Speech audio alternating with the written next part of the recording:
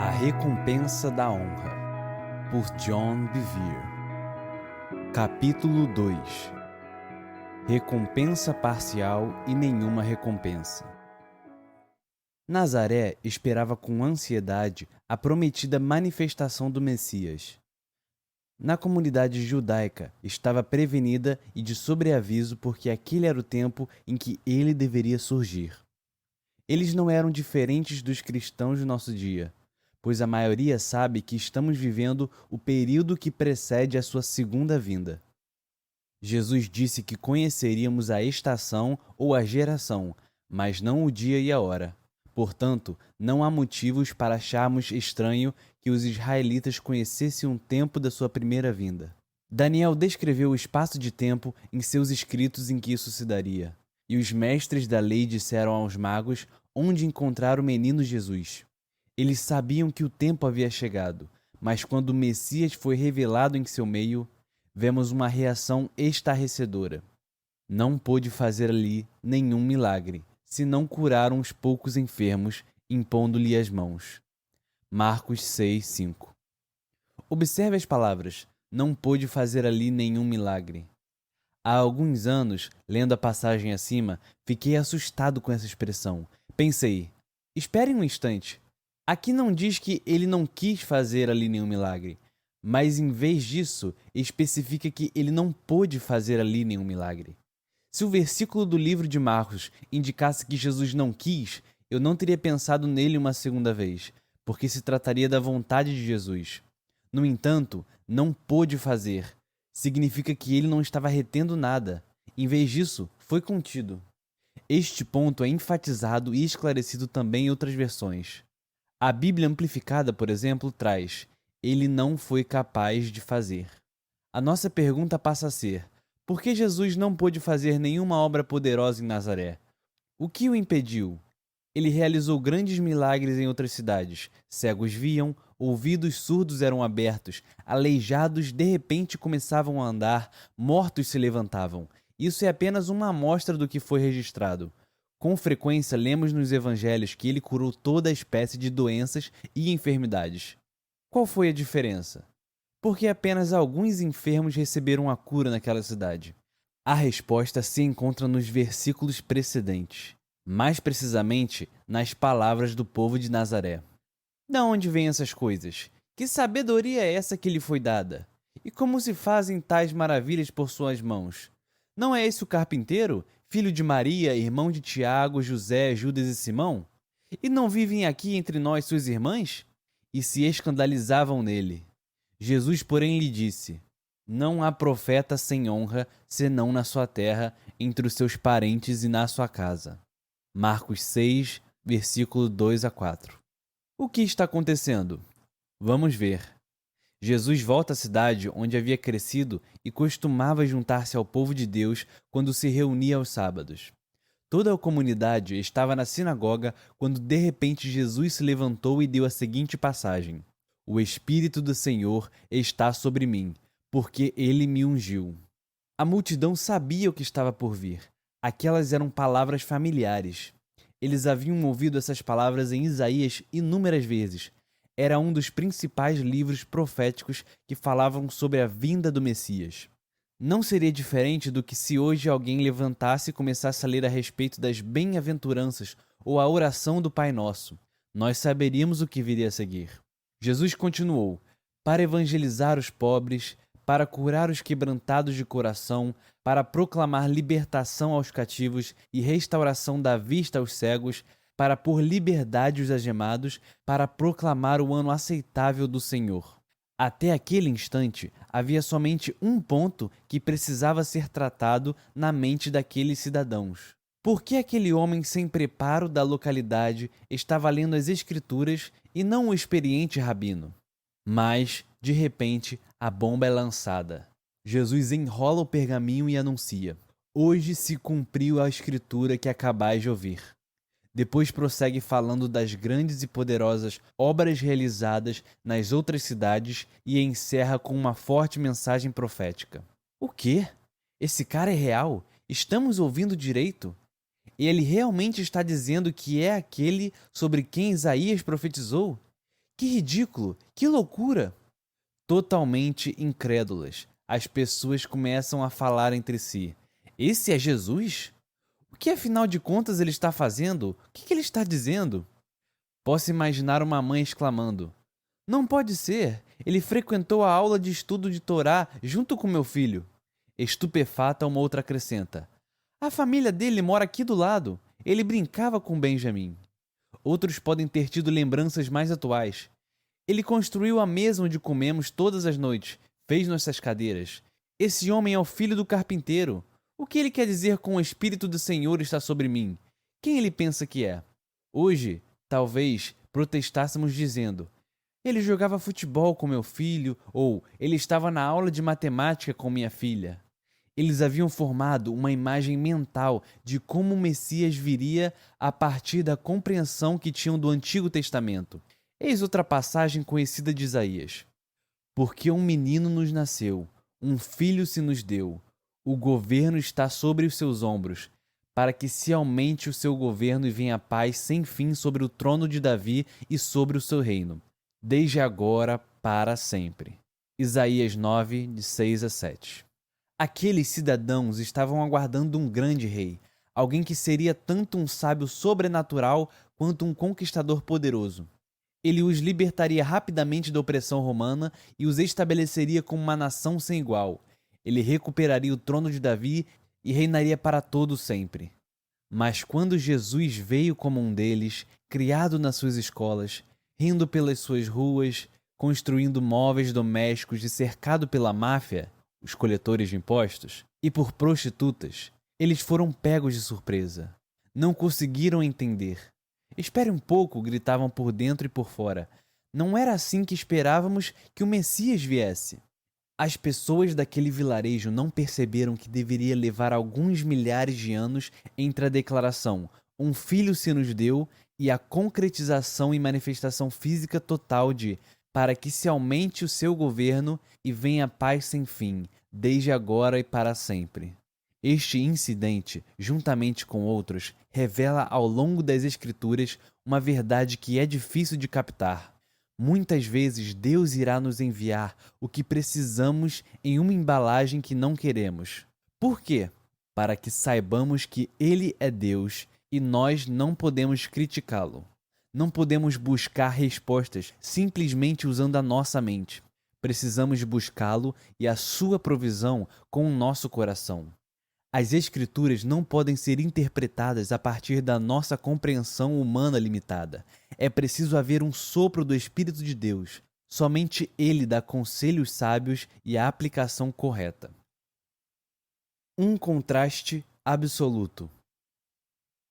Permita-me dar mais um exemplo disso. Os fariseus também estavam aguardando um Messias poderoso e vencedor, um herói que libertaria o povo de Deus da opressão romana. Aqueles líderes esperavam ansiosamente a sua vinda, esperando que se tornariam subgovernantes desse novo reino estabelecido em Jerusalém. Então, quando Jesus entrou em cena como um homem da Galiléia, sem qualquer preparo, foi alvo de zombaria.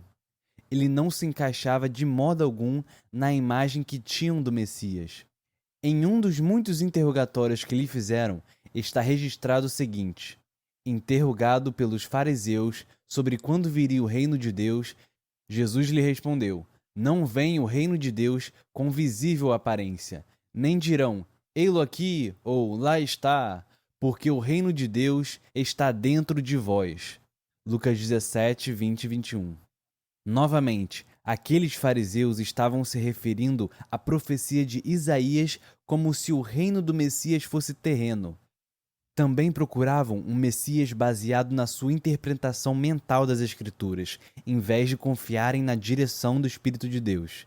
Eles conheciam a Deus não através de seu coração, mas pelo seu próprio raciocínio.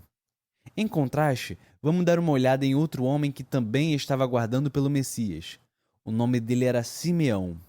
O Evangelho de Lucas nos conta que ele era justo e piedoso, que esperava a consolação de Israel, e o Espírito Santo estava sobre ele. Revelara-lhe o Espírito Santo que não passaria pela morte antes de ver o Cristo do Senhor. Movido pelo Espírito, foi ao templo. E quando os pais trouxeram o menino Jesus para fazerem com ele o que a lei ordenava, Simeão o tomou nos braços e o louvou a Deus, dizendo: Lucas 2, 25 a 28. O resumo do que Simeão declarou sobre Jesus foi uma declaração feita sobre um bebê de 30 dias de vida que ele reconhecia como o Messias. Ora, isso é muito interessante. Eis aqui um homem que reconhece o Messias quando ele não tem mais do que um mês de idade, e, no entanto, toda a cidade de Nazaré não consegue reconhecê-lo quando, aos 30 e poucos anos, ele aparece fazendo sinais e maravilhas que nenhum outro homem jamais realizou. Por quê? Mais uma vez, porque Deus é Espírito, e aqueles que querem conhecê-lo e os seus caminhos devem conhecê-lo pelo seu Espírito, que revela a verdade. Há uma diferença chave entre Simeão e os outros, e essa verdade é o que estamos prestes a ver. Esta revelação trará entendimento quanto à razão pela qual tantos não recebem a sua completa herança da parte de Deus. A honra. Para começar, vamos dar mais uma olhada na declaração que Jesus fez com respeito à reação de sua cidade natal ao seu ministério.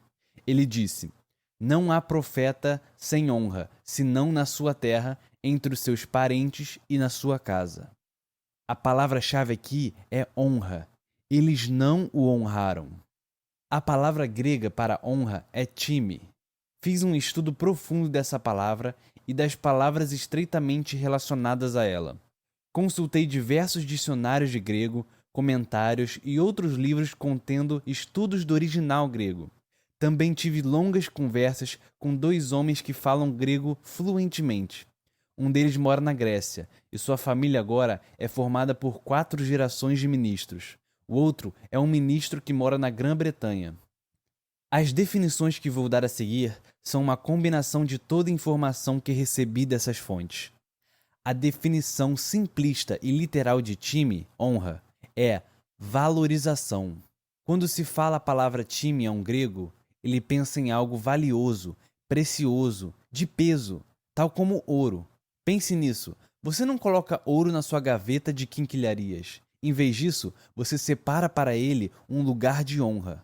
Outras definições para a palavra honra são apreciação, estima, olhar favorável, respeito. Às vezes, para compreender melhor uma palavra, devemos analisar o seu correspondente oposto. O antônimo de honra é desonra. A palavra grega é atimia. Algumas de suas definições são não demonstrar respeito ou valor, tratar como comum, ordinário ou servil. Quando se fala de desonra a um grego, ele pensa em algo comum, superficial e de que nos desfazemos facilmente, como vapor. Uma forma mais pesada de desonra é ser tratado de modo vergonhoso e até ser humilhado.